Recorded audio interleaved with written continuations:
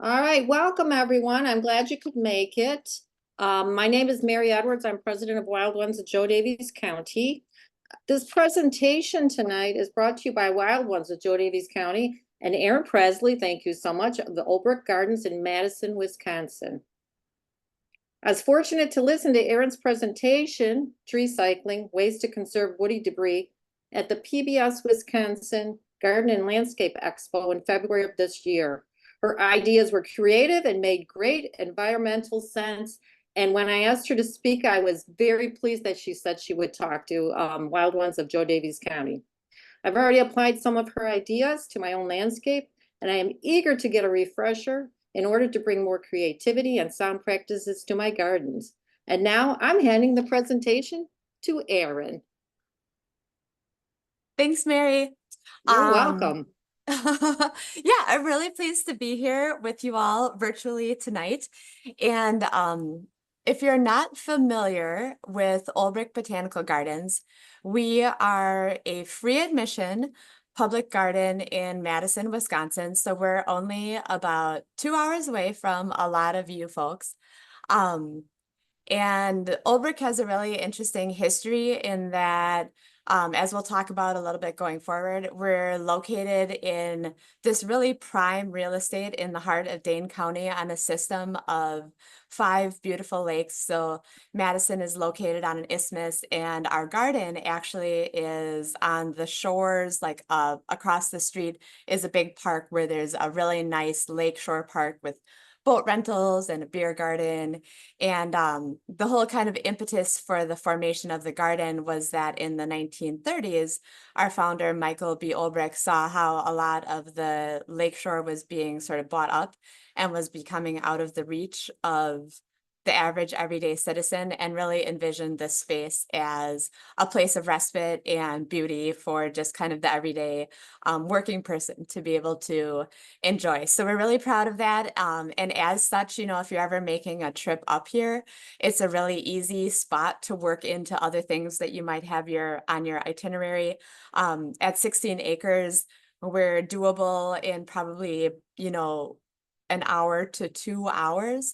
But if you really want to linger and find some nice intimate spaces here, there's plenty of room to, make a whole day out of it. So I really encourage you to come visit. I have worked at Old Brick I just celebrated my 10-year work anniversary. And I was also an intern here, as well as working for many years in the private industry for a landscaping company. And one of my main areas I take care of is our herb garden, which is very popular destination for people when they're coming to check out Old Brick.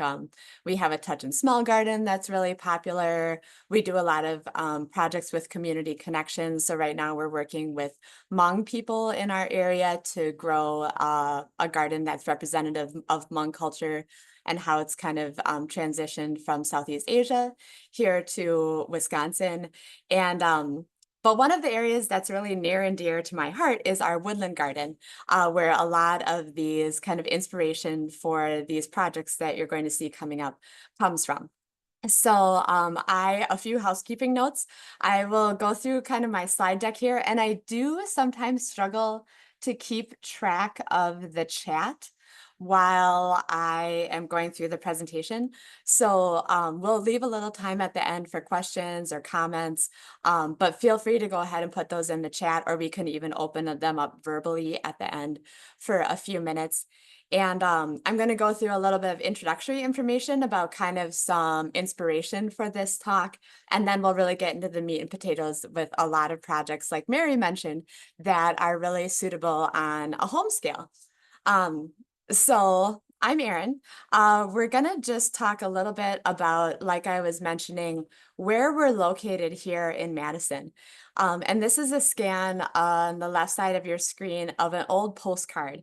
And you can see the 5 gorgeous lakes that we have here that are glacial lakes. And then you really get a strong sense of place here at the garden, that this is like a very special location that people have sought after as a really prosperous place to live for a long time.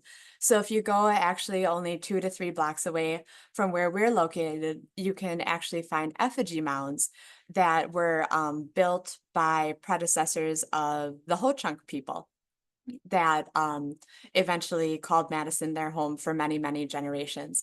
And so the fact that they were, honoring this space with these mounds really kind of signals um, the significance of this location. And hopefully everybody feels that sort of significance and wants to honor the land where they are, no matter where you are, whether or not there's an effigy mound in, a few blocks away from your own home garden even. So we as a garden seek to really honor some of those ideals that have been passed down to us by stewards of the land that came here for many generations before. And a part of that is viewing our garden and knowing that you are all wild ones out there. Have such a respect for your organization because you're really kind of looking at the long game in how you live your life, honestly, but how you do your gardening practices. And it's a lot more than, if you look back, even not that long ago in gardening history and kind of gardening culture, um, there's been a real sea change in how people today see their garden as a part of a much broader interconnected whole. And so it's much more than just like a collection of these plants that you think are pretty and this thing that you picked up from the garden center and, whatever you're kind of choosing to grow, which is also fine because we don't want to discourage people who are doing gardening on any level. But really kind of seeing how your whole space is functioning to support this broader range of organisms that are trying to make their life all around you.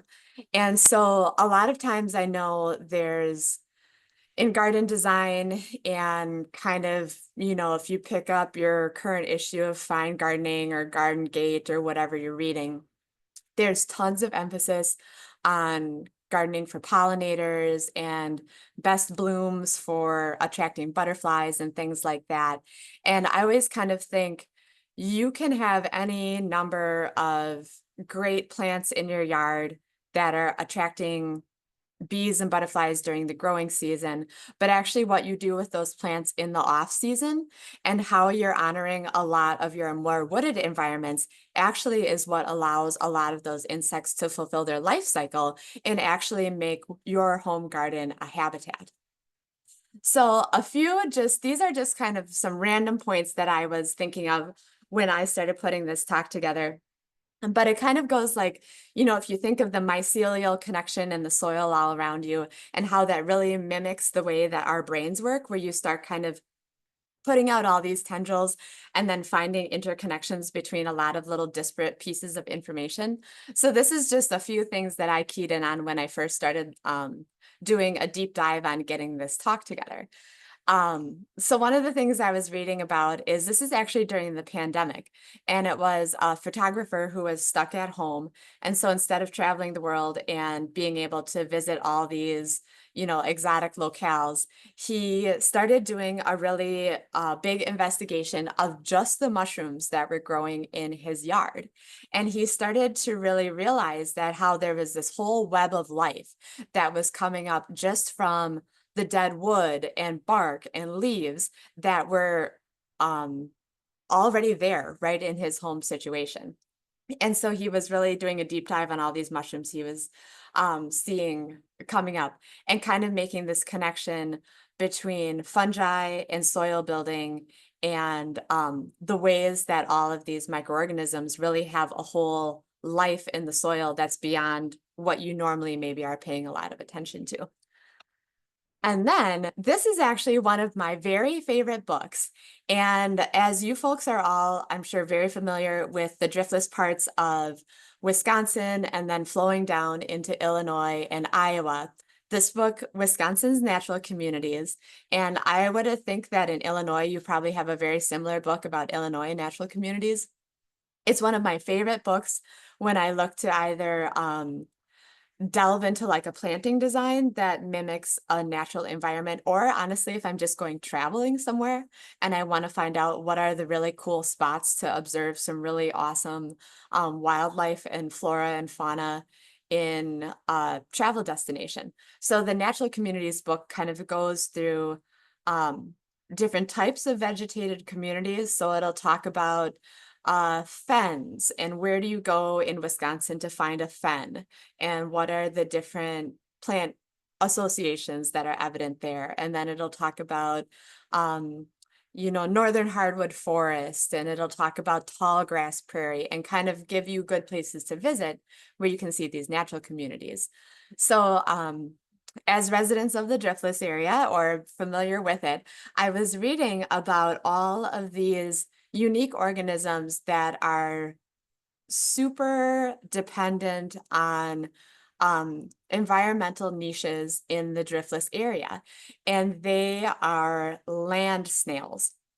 So land snails really thrive in a lot of kind of mossy, humid, old growth type environments, and they thrive in like the little nooks and crannies that you find in the driftless area. And so my book, The Wisconsin's Natural Communities, was talking about how a lot of bird life is actually really dependent on land snails, because the calcium in when the birds consume the shells is helping to build the eggshells of new baby birds. And so you start to lose those kind of humid woodland environments, you lose your land snails, and then suddenly you're also having effects on bird health. So I'm starting to kind of make this communication in my mind between some of this kind of old growth type environment, how we can emulate that in our natural areas and kind of be fostering the ecosystems that are trying to, really create habitat out of our home garden environments. And this is just another really super simple example, but this is an old stump that we just let decay in a part of the garden here at Olbrich. And you can just, for something that is actually dead and has been dead for a long time, there's so much life here. So you can see where there's kind of this moss green, bright green growing in the upper left corner. There's some slime mold that's kind of working in there and decomposing the wood. The whole stump itself is just creating soil.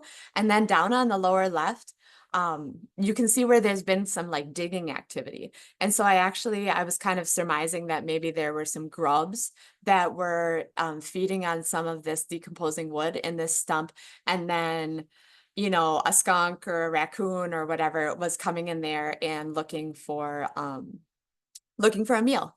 So this like a little microcosm for really life that's being created out of something that's actually just dead wood.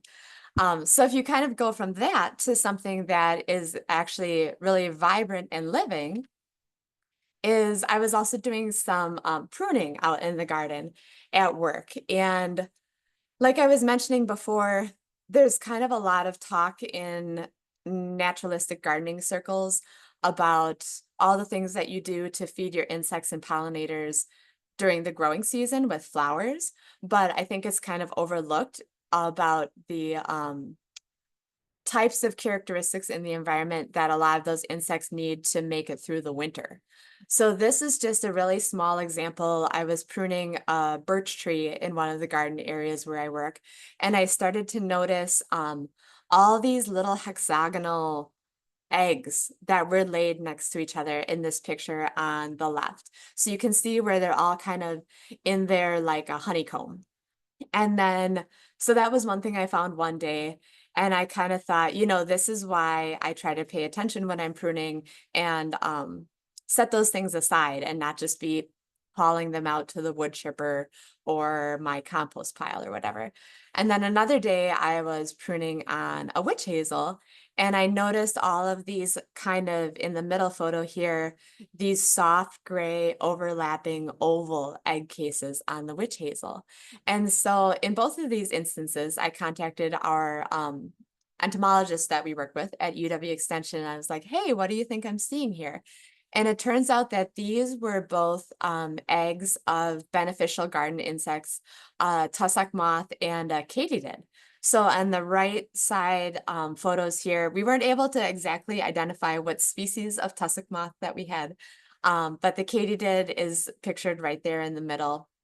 And these were insects that were relying on those twigs that I had just right in my hand to be able to complete their life cycle and start the next year and kind of create the basis for, you know, our web of life that we see outside around us, because we all know about insect decline. And if we start losing our insects, that's basically the basis of the food web. And if we start seeing decline in insect species, whether they're flashy pollinators or things that are a little bit more nondescript, that's where we start to see the breakdown of all of these other layers of trophic levels that are beyond the insects.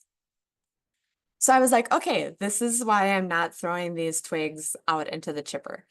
And then this is just one other really simple little example, and it's, you know, not even worth looking at the fine print in this text, but I was reading one of my other favorite books, Farming with Native Beneficial Insects, and I was looking at beneficial insects in your garden and some of their habitat requirements. So everywhere where you see on the right side where I have like kind of a blue underline underneath a piece of text, those are all different examples of insect life cycles that rely on woody debris. So it's either insects that are overwintering in the little layer between like bark that's kind of falling off and wood underneath. It's insects that are attaching their eggs or egg cases on twigs. It's insects that are overwintering in the leaf litter.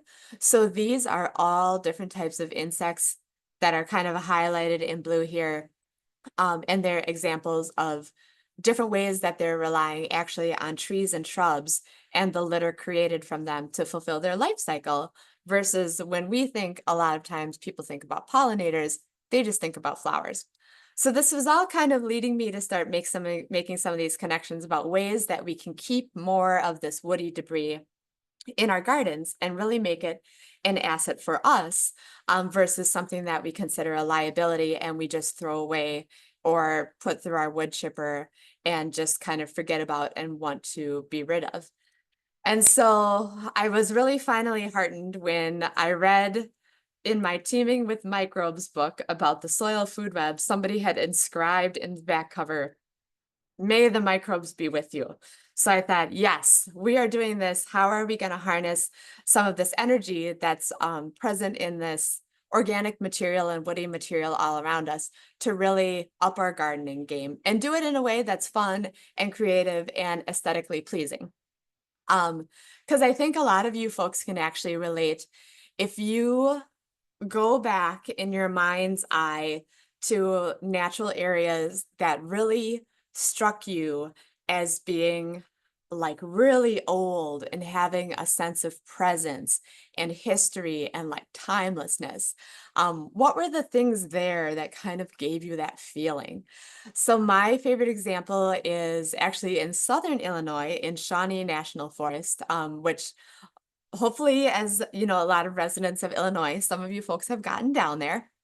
But it's actually south of where the glaciers stopped, and then all of the glacial meltwater flowed through Shawnee National Forest, starting at 120,000 years ago. And so it is a very old riverine landscape where you just feel this sense of like the time has really, really passed there. And so there's just these enormous drainage features and there's these beautiful mossy glades. And if you think of that type of really old forest, what are the visual cues that kind of make you feel like there's some good atmosphere here? So I always think of, for me, I really key into all of the debris that you see kind of laying around on the ground and the evidence of like time passing and decomposition. So there's, you know, beautiful mushrooms and mosses and ferns that are growing on things and lichens and, yellow birch and hemlock that are acting as nurse trees. And how do we kind of take that kind of like cool aesthetic and that cool timeless energy and be able to bring that into our own gardens? Because one of the things that I always think is like, how do you want to create this aesthetic of like time passing and groundedness and, all the good feelings that that gives you if everything that's not like immediately growing in your garden at that moment, you're like getting rid of. So when people have, do their spring cleanup and they get rid of all of their perennial debris, or, they have a tree come down and then they like quick, get the tree guy in and send that out to the chipper. Like, how do you expect to have a sense of history unless you're letting some of that material kind of build up around you and create that aesthetic? So a lot of it is really kind of channeling that sense of atmosphere. So we're going to kind of break down on a lot of different scales. If you have trees, shrubs, twigs, tree removal, standard tree pruning work, how do you keep some of this woody material in your landscape and be able to reuse it in a way that's functional, but is also kind of starting to boost your ecosystem value? And there's a little bit of an overview here, because there's actually a lot of different ways, and we're looking at everything from fine twigs up until like really big chunks of wood, if you're cutting down a whole tree. So we'll talk a little bit about plant supports, using wood in containers, using wood for different garden features like walls, screening, and edging, some habitat kind of building techniques like a dead hedge or a beetle bank. And then a few other more specialized techniques like a stumpery. I have a private nursery. I live in an apartment, so my private nursery is only at work, where I grow a lot of native plants that kind of like to have an outdoor germination environment versus germinating in a greenhouse. And other ways that you can just enjoy some of these kind of aesthetic values of the wood around you after it's kind of fulfilled its useful life as a living structure in your yard. So we're going to start kind of at the beginning with some of the smaller pieces that you'd be using and build our way up to some bigger projects. And this technique, honestly, I think is one of an easily replicable way to use twigs that you're producing during a lot of your standard pruning work. So if you have kind of a typical, foundation planting around your home, you probably have at least some multi-stem shrubs in your yard. So this would be plants like viburnums, dogwoods, willows, or nine barks, where the volume of the shrub is made up by a whole bunch of canes that are coming up kind of all from one point at the bottom. And you're probably aware that a good way to keep those shrubs healthy and producing nice, new, healthy, new growth from year to year is to do renewal pruning. And so renewal pruning is actually where you go through and you cut out on a yearly basis about a third of the thickest, oldest pieces from the inside. And so that allows nice, new, fresh growth to come up. And a lot of times on a lot of shrubs, the new growth is a lot more brightly colored. So this is a good way to just keep your shrubs healthy. And actually, one of the big benefits of this is that over time, your shrubs start producing these long, kind of nicely branched and fairly straight canes that are really good for doing a lot of projects in your garden. So this is one resource at the garden where I work that we rarely ever throw, especially if we have pretty sticks, like things like red twig dogwood or any colorful willows. We hold on to all those sticks because we use them for tons of different garden projects when the growing season starts. So on the right side here, you can see this is a big arbor that we have, and then there's some kind of more bulky structural elements that are allowing this clematis to grow up of it. But you kind of need a few more twiggy bits at the bottom to really get the clematis up and moving. So we use a lot of those little stakes from our renewal pruning to make plant supports for clematis. This works well for vegetables too, if you're growing like peas or beans, because you have a nice sturdy stake with a lot of branching bits coming out of the top that are good for growing a lot of common veggies on too. And you can get a little bit fancier if you're making plant supports this way. On the left is actually a bent willow structure that I made a few years ago, and it's just hiding a electric outlet. So this is kind of just a functional element where it's disguising something that's kind of ugly, but it still allows you to stick your hand in there to be able to access, plug in a cord or something. You can create structures of all different scales. So in the middle photo here is some branches I saved to make a structure for a hops vine. So if you are, no hops vine, it's pretty vigorous vine, you need a nice bulky structure to kind of that vine to grow on. And then a lot of these elements look really nice in just early spring planters too. You might be able to get your hands on some pansies or something from the garden center earlier in the spring, but it helps to be able to have a little bit of something else in those planters to bring some height and some movement and make it a little bit more dynamic. So we do a lot of, especially if you have like birch or other kind of more aesthetically pleasing things to build garden structures out of. This photo here has a few birch branches that I had been saving from a pruning project, and then I eventually grew peas up on them. But this little inset photo here on the bottom part, I have to apologize because it's a little grainy because I had to take it from far away. But this is either, I think it might be a hairy woodpecker or a downy woodpecker, but a little woodpecker. And then eventually this woodpecker was really interested in checking out these birch obelisks because they had insects that were starting to colonize in them and decompose the wood. And then the woodpecker would come up and be, chiseling little holes in the obelisk and then seeing what there was to eat inside of there. And if you're lucky enough to have an entire, tree in decline in your yard, many people wouldn't consider that to be a lucky situation to be in, but you can use actually a lot of the armature of that tree to grow a lot of really fun vines, especially when you think of a lot of plants that are like cucurbits, like melons or pumpkins, or in this case, gourds. Those are such charismatic plants to have in your garden and so fun, but you really need something sturdy to grow them on.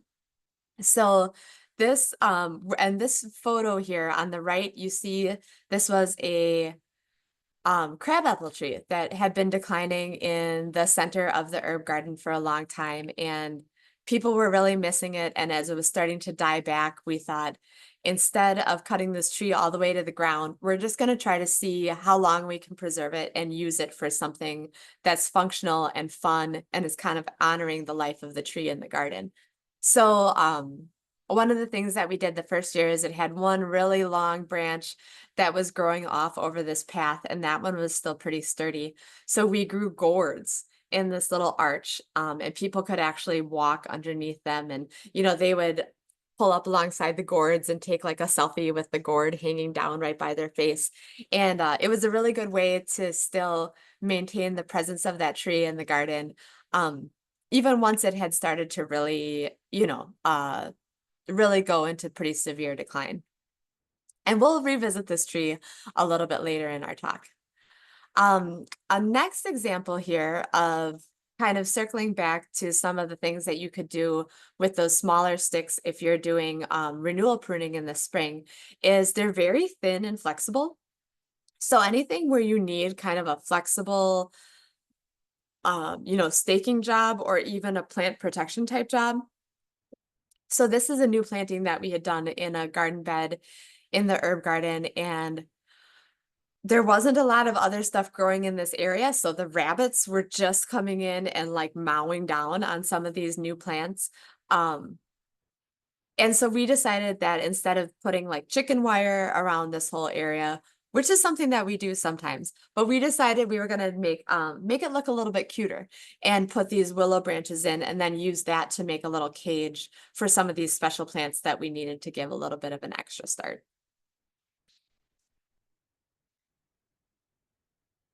So moving away from that renewal pruning time of the year in like early spring, getting into some things that you can do where you're using wood actually while you are doing planting.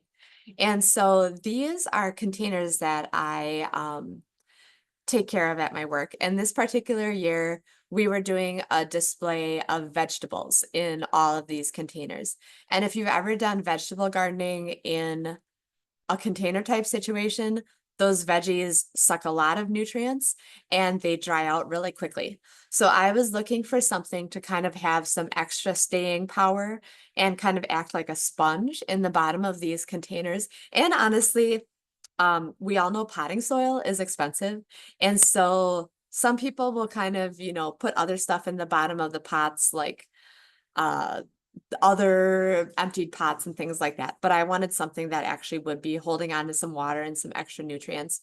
So I stash a lot of kind of rotting wood and partially decomposed wood in the bottom of my pots. And it acts like a reservoir and kind of a sponge and helps your pots stay a little bit more moist as the season goes on. And these pieces, once you start getting some of these kind of mushy, spongy pieces, you can use them for years on end. So whenever I find like stuff like this is laying on around in the garden, I try to really hoard that and keep it off to the side and save it to do in my containers. But you can also, in addition to using wood inside the containers, you can actually use wood as one of the aesthetic elements in your garden. This is an example of a real problem spot where I do gardening at work, and it's at our front entrance. But you can see there's this overhang here, so there's really no direct light. So it can be a very challenging area to grow a lot of plants. So this is a place where I pulled in these birch stumps that we had lying around, and many of them had these really awesome hollows. And so for a number of years, probably 7 or 8 years, I would create these really fun displays underneath the front entrance.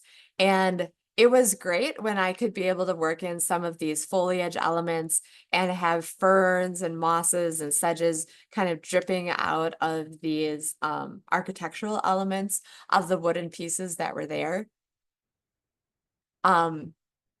I also was always really happy with this. And I know that robins will nest anywhere, but we had kind of this big piece of birch that sort of had like a chimney type shape and a nice little hollow right at the top. And there almost every spring there would be a robin that would come and nest in that little chimney at the top of the birch piece, and that was like a nice little mini habitat for birds right there at our front entrance. It was kind of, nerve-wracking too sometimes to, watch people be investigating the birds and things like that when they went in. But usually the birds were able to fledge and, head along their merry way healthily after a few weeks. But one of the really things that I think is from an aesthetic standpoint that is so helpful with using some pieces like this is it really looks good no matter what the season is in. Whether you're at home or whether you work in a public space like this, we live in the Midwest, and the gardening year, especially in the winter, can feel kind of drab. And so I really feel like that some of these wooden pieces carry a lot of just kind of like gravitas in a display in the winter, and you're able to really kind of add just a few other minimal grasses or evergreen pieces. But the wood is just really so beautiful in and of itself that I think it's just, no matter what sort of garden display you're doing, some kind of wooden element can be a really nice addition no matter what sort of style you're kind of emulating. And then another example of this sort of aesthetic or technique taken to a little bit larger scale is something that's more like a stumpery. And I've only been to England just very recently and seen kind of an English style larger scale stumpery that has much larger root flares that are chipped up on their edges and, you know, a lot bigger pieces that are kind of involved. But I actually created this stumpery at Ulbrich just from a problem solving perspective. And I think when you are a plant person, where other people would think of a more engineering or structural kind of man-made type solution to a problem, if you're a plant person, I always kind of think like, how can I use plants to solve this problem? So my problem was that we have this pond at our work, and there's a dock that kind of comes up and out of the water of the pond. And then people would always cross over my garden beds that were on the backside of the dock, because there was nothing there to, like, you know, they just didn't get that that wasn't a spot that you were supposed to walk off and just trample everything that was there. So I was like, well, I really need to build this up into actually make like a barrier. And then how do I plant it up and make it look cool? So I was able to get my hands on all of these old logs, and now I don't even know where I got them from because I work at a botanic garden, so we have just lots of old logs around kind of everywhere. But we kind of put these into place where they would bar people from, you know, crossing off the backside of this dock. And then we took every little nook and cranny of, you know, planting pockets that we could in all of these pieces. And every year we cram them full of a variety of different tropical ferns, mosses, sedges. Some of them are hardy, some of them are just seasonal. And then it's really fun, the atmosphere that it kind of creates down there, because all of this rotting wood really holds a lot of moisture. And so whenever we get a rainfall, you can see here on the left, there'll be these little pockets that just kind of stay more consistently moist. And so especially in dry times, if I come over and I look in some of those little pockets, I'll see little characters like this toad hanging out in there, because it's like a cool little respite where there's still some moisture hanging around. So you're really creating a lot of kind of micro habitats and micro niches. Even you know, in an area where there may have been really nothing before, honestly, just by dragging a couple of logs in, whether or not they're really planted or not. And then from even more of an aesthetic standpoint, again, I just think that a lot of these elements carry such like a visual resonance that they can really bring life to a really simple planting palette. And you know, here at Ulbrich, I work at a botanic garden, so we have a lot of plants that are available to us, you know, kind of at any time, but it's still really hard at those like kind of shoulder seasons in the late fall and early spring to find stuff that looks like vivacious and captivating and, you know, can really make a lot out of a little plant material that you may have access to. So these are just some designs I've done over the years, kind of multi-season, using these same stumps that have been in place in these planters for a while. And you really don't need a lot, just a couple of sedges or, you know, kind of whatever you can scrape up from your yard. A lot of times in a planter like this, I'll even like dig up a little clump of something that's already growing in the garden nearby and stick it in the planter, and that kind of helps ground it into the area. This was a particularly lucky find that I had this spring, because we were doing a plant removal in a different area close to where this planter was. And I actually accidentally happened to dig up this big jack-in-the-pulpit corm. And I felt bad about it at the time, because obviously I don't want to be, you know, digging up something that I knew it took a long time to grow there and was really robust. But I was like, okay, before I stick this back in the ground, I'm going to use this to my advantage for a year. And so I was able to transplant this corm of the jack of the pulpit up right alongside this big rotting stump, and really create like a whole little storyline and such a neat little miniature moment in this planter right here. And again, a lot of those pieces, they just carry such energy, really can kind of help you get through some of the winter months if you're doing garden displays or just want to look at something cool out as a focal point back in your yard, up by your front porch. This was a year that I focused on woody debris for a whole kind of patio display in the herb garden.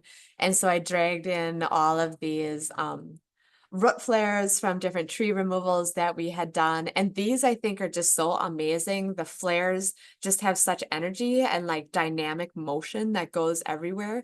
They're really kind of like entrancing. And this is stuff that, you know, hopefully as gardeners, there's a lot around us that we just try to appreciate on a daily basis that other people might not think much of.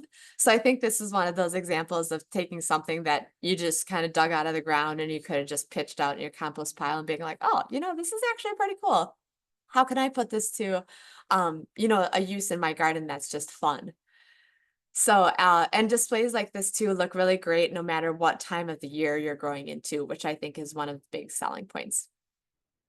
So now we're going to kind of move on from there into working with a little bit bigger pieces of wood that you might have as a resource in your yard or in your neighborhood.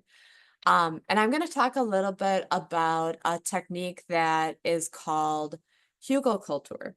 And there's a lot of variations of how people would create a hugelkultur type garden. Hugelkultur is in German, it actually means hill culture, and it's associated with a lot of people who practice permaculture. And basically the idea is that you're creating a new garden bed and creating soil by just collecting all of the debris that is visible around you. So you would either dig a little bit of a pit or just start stacking in an area of your yard or garden and create some sort of kind of a structure around the outside to sort of hold stuff in, and then just start stacking stuff in, stacking stuff on the top, be that wood chips, grass clippings, weeds, yard waste, other types of compost, and you just start making this big pile. And as it all decomposes, eventually it turns into really good garden soil that also kind of acts like a living sponge. And so this is an example of using that kind of hugelkultur technique where you're stacking all of this decomposing material and also kind of using it in conjunction with a retention wall. So what happened in this area is we have on the left this big ash that we decided several years ago at the garden that we weren't going to be treating a lot of our ash for emerald ash borer. And so this was one ash that we were just eliminating. But as you know, the ash wood is very heavy. So instead of hauling all this wood away, what we were going to do to kind of use it in situ without having to move it too far and really use this as a resource for years to come. So we kind of were able to wiggle those ash logs into place and made some slight depressions in what actually is a pretty steep bank here you see on the left side. So we were able to use a bunch of those big ash pieces to start to create kind of like a retention wall by lying them end to end. And this is really great because it is a really nice like visual cue of intention throughout the season. So we have a really nice kind of more delicate plant palette that's cascading down from the front side of that retention wall. And then even in the winter, it just looks really awesome. And you can kind of also see some of the little habitat niches that are created here so that the dark surfaces of the wood actually catch a little bit more heat and create pockets within this planting bed that warm up a little bit earlier than some other parts. So you might be able to grow some early season plants that you didn't think would survive in your area, or get a few blooms that are a little bit earlier than you might be able to have in other parts of your garden. But the big benefit of this technique, I think, comes in the moisture retention. So on the photo on the right side here, remember that we have that wall that's behind the hydrangea, and it's kind of filled with all of this nice rotting organic material behind the wall. And on the front side of the wall is just the native soil. So here you can see the exact same hydrangea, Hydrangea radiata. And on the back behind the wall where it's able to sink its roots deep down into that decaying matter, that hydrangea is really happy. And then the one in front of it that is just relying on kind of what was the more native soil environment there, that one is getting really wilty because it doesn't have that extra organic material and the wall to kind of bolster the moisture in the soil. Another little example that's coming up here is creating a little retention wall like that and separating a grade by using logs that are dug in and placed on end, which has kind of a whole different aesthetic look. And one of the things that we pay a close attention to when you're creating a wall that's either vertically or horizontally stacked like that is this kind of mycelial, I call it a glue. So think of if you have a firewood pile and you pick up a log and you see that kind of soft mass of the fungal mycelium that are knitting together the little bits of wood that are left on the ground. And those are all the non-fruiting elements of fungi that are living in your soil. So when you see that sort of material, either just don't mess with it, or if it is in a place that you're kind of need to clean up for one reason or another, just treat it with respect. So in this particular instance, we were moving logs around and then we found some of this mycelium that was colonizing with these wood chips, and we kind of used that to tuck in along the edges of the wall, and it has a good action of kind of binding things together. So that's what takes your wall that you just kind of healed in and started stacking together and creates, it's actually kind of like a biological glue that helps the whole structure both decompose more quickly, but knit together a little bit faster in the short term. We also do a lot of fun projects that are just aesthetic and for screening purposes. So this is an example of kind of this cordwood style stacked wall. And the only thing that we're doing in this particular instance is trying to hide, if you see behind there, that kind of ugly colored green box, that's just an irrigation box that we're trying to cut your view off from. And a lot of the beauty of a lot of these projects just comes from the fact that they age really well. I think if you have a lot of like hardscaping work in your lawn or garden area, features like that that are built really well, if you have patios and retaining walls and things like that, are an awesome investment in the future and age really gracefully. But if you have some of those hard elements and you didn't have a great installer, you decided you didn't like the material, whatever, now you're kind of stuck with this thing that is looking worse and worse as time goes on. Whereas I think a lot of these more natural elements, they really improve with age. So I'm going to give you a little example here from one of the people that I consider to be one of my heroes. And this is Nigel Dunnett, who is actually based in the UK. And most of his body of work goes far beyond some of these examples that I'm showing you. But he is like a master of naturalistic planting design. And if you're at all on social media or Instagram or anything like that, and you follow Nigel Dunnett, he does a great job of kind of distilling his ideas down into a scalable level that people can use to emulate like in their own yards. So he has this beautiful space in his backyard that is it's kind of like a gathering circle or like a nest, and it's where he puts all of his prunings and stacks them really tidily in this big circle that really just invites conversation and invites like a sense of gathering and very intentional. Another thing that he writes and posts about a lot are these kind of undulating stacked log walls that he has weaving through some of his plantings. And these create such amazing habitat niches in all these little nooks and crannies of the walls. And they also do a good job of a lot of these more naturalistic designs have kind of a nebulous nature to them. So having a little bit more hard, definite edge in there that still is very graceful helps kind of make the whole planting feel a little bit more grounded and like legible for people. So similarly, we use a lot of log type work to define spaces at Olbrich in the garden where I am. This is our woodland garden, which is amazing in the early spring. We have beautiful trillium collection. We have all the spring ephemerals you could ever wish for. And so some of these little bit harder elements of the logs that sort of draw your eye certain ways, or even just prevent people from crossing the paths at certain areas, are a great way to kind of direct traffic and direct your eye while using an element that's appropriate to the space.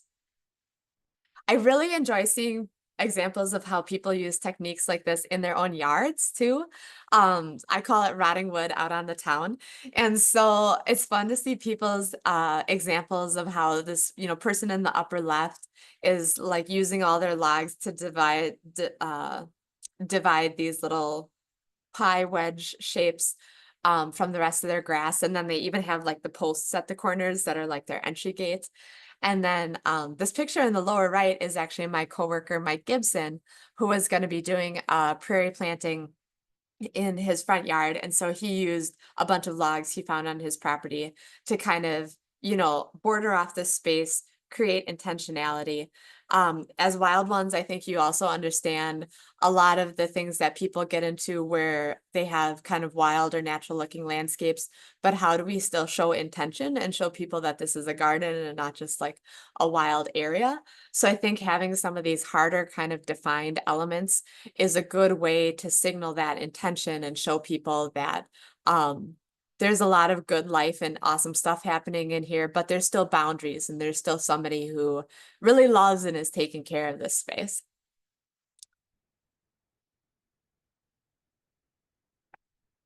Again, with even like finer pieces of wood, we try to find good ways to use those in our landscapes too when we're doing pruning work or tree removals. So this kind of comes back to when I was talking at the beginning of finding some of those katydid eggs on some of my branches. And I'm like, okay, well, I already cut this branch off, but I know if I just keep this in like a safe space in my landscape, there's a good chance that these eggs are going to be able to emerge and have a nice, long, and happy life. So one of the things that we do to save a lot of those finer pieces and then still create a really cool visual element in our gardens is create these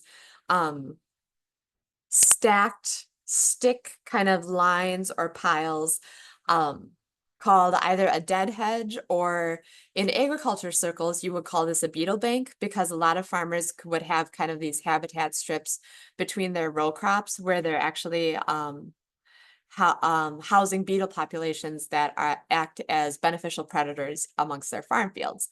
So this is just another example of, we could build these little fence rows using just a straight line, but kind of using this zigzag pattern gives you a little bit more something to, latch your eye onto. Or if you're a casual observer, you look at this and you're like, oh, like, I wonder what the idea is here. That looks really cool.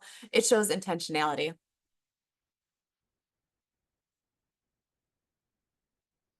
And this is one other really neat example. And I was inspired by this by actually visiting a different garden where I was a guest gardener in Pennsylvania. And, his garden had a whole nice greenhouse and, somebody who's in charge of the greenhouse. But then he still had this own little area, which was just his little like experiment zone. And it was near his potting shed. And when I was like leaving that garden, he gave me a bunch of seedlings that he dug out of that area. He gave me cuttings of like boxwood that he was rooting in this area. And I was like, you know what? I need one of these. And so I think of it as like a private nursery, especially for you guys, if you are interested in germinating native seeds. You're probably aware of the fact that a lot of those natives require exposure to just environmental conditions versus like being grown in a greenhouse to really have good germination. So this is my little box that I created by sticking all of these logs on end. And then every year in the fall, I sow different types of native seeds, just things that I want to kind of experiment with a little bit. and be able to keep a little bit of an eye on. But I also, since this wood is kind of a reservoir for moisture, and it's also tall enough that it keeps the bunnies out of this box, it's like a nice protected area that it sort of takes care of itself. So I can be trying some fun stuff in here, but I don't really need to worry about it too much. Um, and you can see actually in this previous slide, I don't know what I have all written on all of these markers, but I've grown lots of crops of echinacea in here. This year, I'm actually trying to grow trillium in this box because it is in kind of a shaded area where it's easy for me to maintain good soil moisture. So I put some trillium seeds down in here, and a lot of woodland seeds you actually sow like around this time of the year. You don't let them dry down. So as my trilliums were going dormant, I collected seeds and then I sowed lines of them in this little box. And as the box, served me well for probably 6 to 7 years before it really started to decay. And so you can see in the upper right corner here, there's like some sort of turkey tail fungi. You can see all of these wiggly tunnels where beetles and things were burrowing in underneath the bark, and there's mushrooms growing out of the box. And so eventually it just kind of was starting to fall apart. But we're never ones to really like fully let go of something. And so what we actually did is we used those rotten pieces. And then if you go back in your mind to that photo of that rotten crab tree in this garden space, well, the crab tree over the years kind of was disintegrating more and more. But it was amazing in that snag. There were mason bees that nested one year. This past year, there was a chickadee that actually raised a whole nest of little fledgling chickadees from a hollow in what was left of that snag and that stump. And we actually took all of those pieces and we used them to create these kind of hugelkultur raised beds that are on the left side in this photo. And this is significant because this is my friend Sabrina, and she's Hmong. And I was telling you that in the herb garden, we do a lot of culturally relevant gardening. So it was her idea that we were going to make these raised beds, but we would kind of make them like craggy and like cool looking. And then they were going to be representing the mountains of Laos, which were very important in the Hmong culture. They had were nomadic people when they lived in Laos, and so lived in these really mountainous tropical and subtropical environments. So this is our rendition of the mountains of Laos using woody debris from Wisconsin. But it's just it's neat to think of all these stories and how these are all pieces that just as easily could have been sent to the chipper, but instead they went on to carry so much more significance and really carry their story with them and bolster so much more life by just, thinking a little bit more mindfully about what we wanted to do with them versus just sending them away. And I also like to just, prime people's minds a little bit about, think back to when you were a kid and, nature play areas and children's gardens and things like that are really on the rise right now as we're kind of studying how kids need to be encouraged to get back out into nature and find ways, even in an urban environment, to sort of mimic a more, natural play space. So, rotting wood out on the town in nature play is a really trendy topic.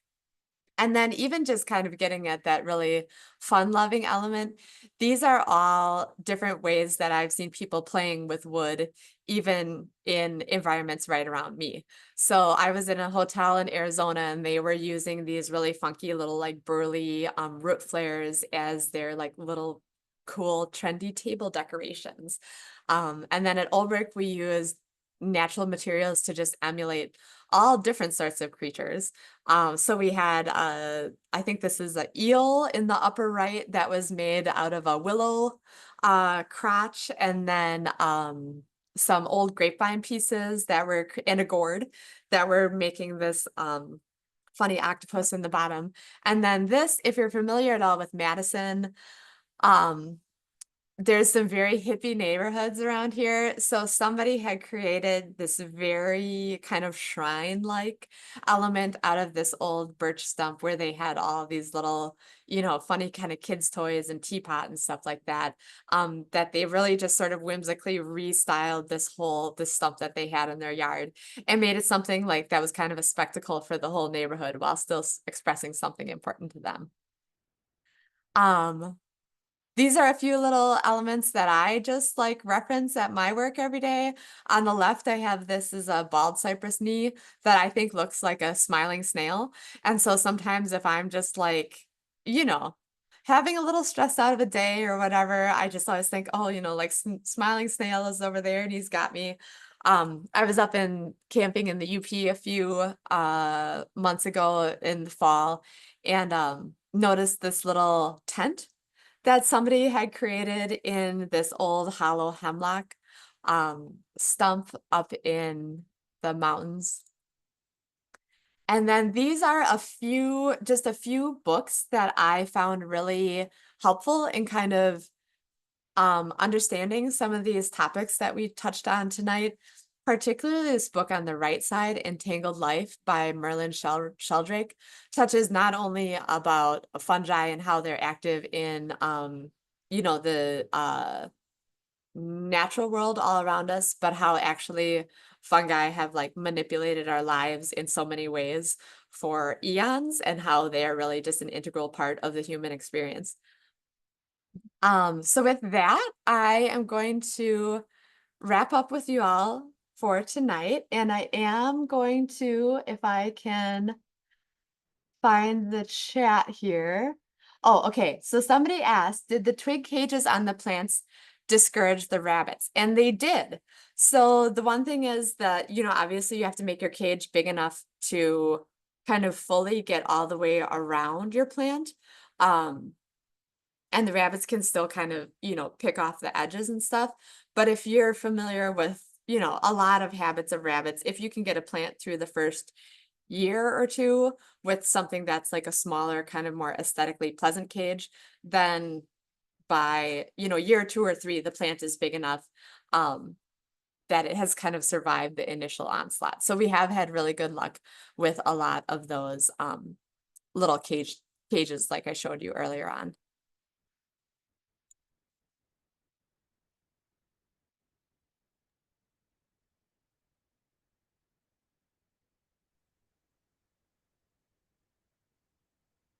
Okay, and if that's it, I will just say farewell to y'all for tonight. And good to see a good number of people here on the Zoom. So I appreciate you taking the evening out. And I know the weather here is beautiful tonight. And actually, in line with the subject of this talk, we have an insect monitoring group here at Olbrich. It's kind of a community science group where they record all of their observations in iNaturalist of what they're seeing at the garden. And we're having a moth scouting night tonight. So if you think of a lot of the organisms that are really relying on a lot of these habitat niches that we just talked about right here, we're hoping to see some of those kind of like little mini ecosystems we're creating at the garden reflected in a whole bunch of different types of moths that we'll see at our moth scouting night tonight. I have one question from Henrika. It said, what about carpenter ants? What about carpenter ants? Yeah, do are you you talking- talk carpenter ants from some of this, or what do you do about carpenter ants, or is that a concern? I think one thing that is recommended is if you do a lot of techniques like this, I mean, either way, unless you have a landscape that is just devoid of any type of life, you're going to be having a give and take with all of the other types of organisms that are trying to share your space. So when you get into any kind of native or naturalistic gardening, that's something you have to expect a little bit. But a lot of things like this would be more appropriate for a space in your yard that's like a little bit away from the foundation of your house or your front entrance, or a lot of people, one thing I kind of talk about when I am talking about naturalistic landscaping is sort of like business in the front, party in the back. And so if you want to live somewhere with like a HOA or kind of strict rules about what your yard looks like. Something like this maybe is a little bit more suited to your backyard, and keep your front yard kind of straight-laced looking, and then have some of your more kind of wild ideas expressed a little bit farther away from the front door. Okay. I think that's all the questions. Erin, I want to thank you so much. I took lots of notes. So I'm going to go out there and kind of express myself. And for the group here, if anybody wants a recording of this, because there were so many good pictures and ideas, just email me and I'll send you the recording. Yeah, you all are welcome at any time if you have questions.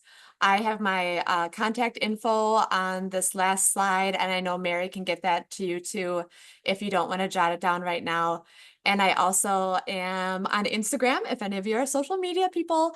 So woody debris is one of my favorite things to put pictures up of. So check it out if that is of interest to you at all too. Okay, have a great night, y'all. Thank you. You too. Thanks, Erin. Bye.